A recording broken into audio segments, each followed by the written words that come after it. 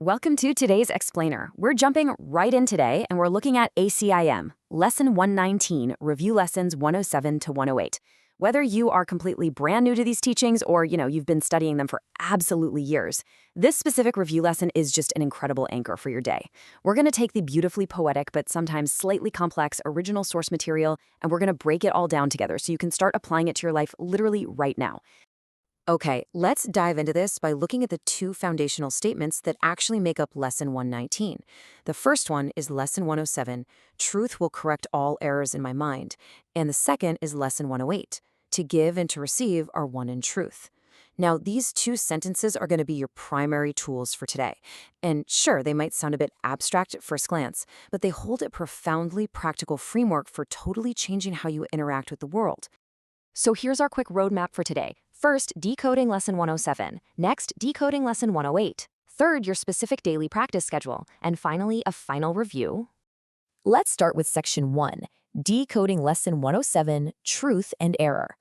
Now, the actual source text for your morning and evening review of Lesson 107 goes exactly like this. I am mistaken when I think I can be hurt in any way. I am God's son, whose self rests safely in the mind of God. That is the original text you're meant to reflect on. But actually, let's be honest here, language like this can sometimes feel a bit dense, right? It can feel a little disconnected from the reality of, say, a super stressful work day or a really difficult relationship. Now, what's really interesting is how we can translate this into a highly practical modern context. The error in your mind, it's simply the false belief that you're at the mercy of the world.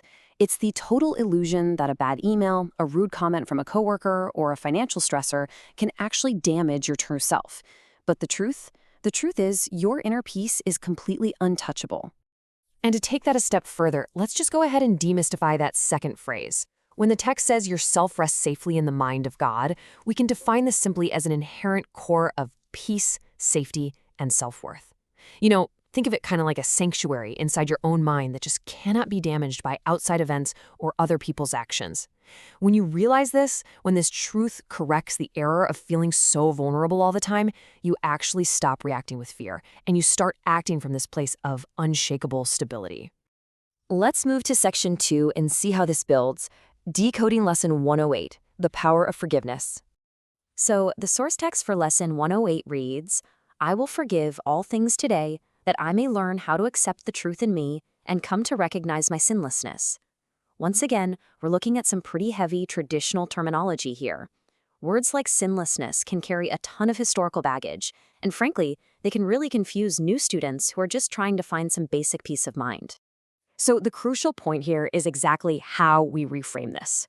To come to recognize my sinlessness really just means letting go of guilt and recognizing your innate goodness. It's all about stripping away those heavy stories you tell yourself, the ones about your past mistakes or even the mistakes of other people. You aren't intrinsically flawed. You have a foundational goodness. And the way you get back in touch with that goodness is by simply dropping the grievances you're holding against the world. Which brings us right to the core logic of Lesson 108. To give and to receive are one in truth. Forgiving others is the exact mechanism for freeing yourself. It's a single, unified action. You literally cannot give someone else peace and forgiveness without simultaneously feeling that same peace and forgiveness yourself. Giving peace is receiving peace. So if you want to feel better today, you just have to offer that exact feeling to someone else. They are one and the same. Okay, moving on to Section 3, your daily practice schedule. Let's look at this crystal clear blueprint for your day. For your morning and evening review, just take a few quiet minutes to read and reflect on the full paragraphs we just broke down. Then, throughout the day, you're going to establish a rhythm of mental check-ins. On the hour, literally every hour, you just remind yourself of Lesson 107, Truth will correct all errors in my mind. And then on the half hour, you remind yourself of Lesson 108, To give and to receive are one in truth. It literally takes just a few seconds each time you do it. And this brilliantly illustrates why the schedule is structured this way. It's deeply transformative. First, checking in every 30 minutes creates a constant rhythm of peace. Second, it prevents those mental errors, those stressful, chaotic, spiraling thoughts from ever taking root and ruining your day because you're consistently interrupting them. And finally, it turns abstract spiritual theory into a grounded daily habit. You aren't just reading about peace anymore, you are actually practicing it repeatedly. All right, let's wrap this up with Section 4, Final Review and Summary. Let's review these core statements one last time to really lock them in. 107, truth will correct all errors in my mind. And 108, to give and to receive are one in truth. Notice how much more weight and clarity these sentences actually have right now? You know that the truth is your unshakable inner peace, and the error is just thinking you can be harmed by external chaos. You also know that to experience this peace, you simply have to offer it to others through forgiveness, because, as we learned, giving and receiving are the exact same thing. Now, before you go, I want you to really think about this question. How would your day shift right now if you truly believed your inner peace couldn't be hurt?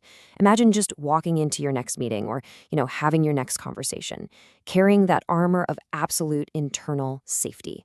Take that thought with you into your hourly practices today. Thank you so much for joining me for this explainer on Lesson 119.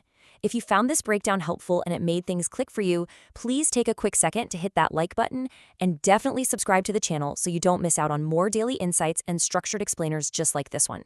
Have an absolutely incredible, peaceful day, and I will see you in the next one.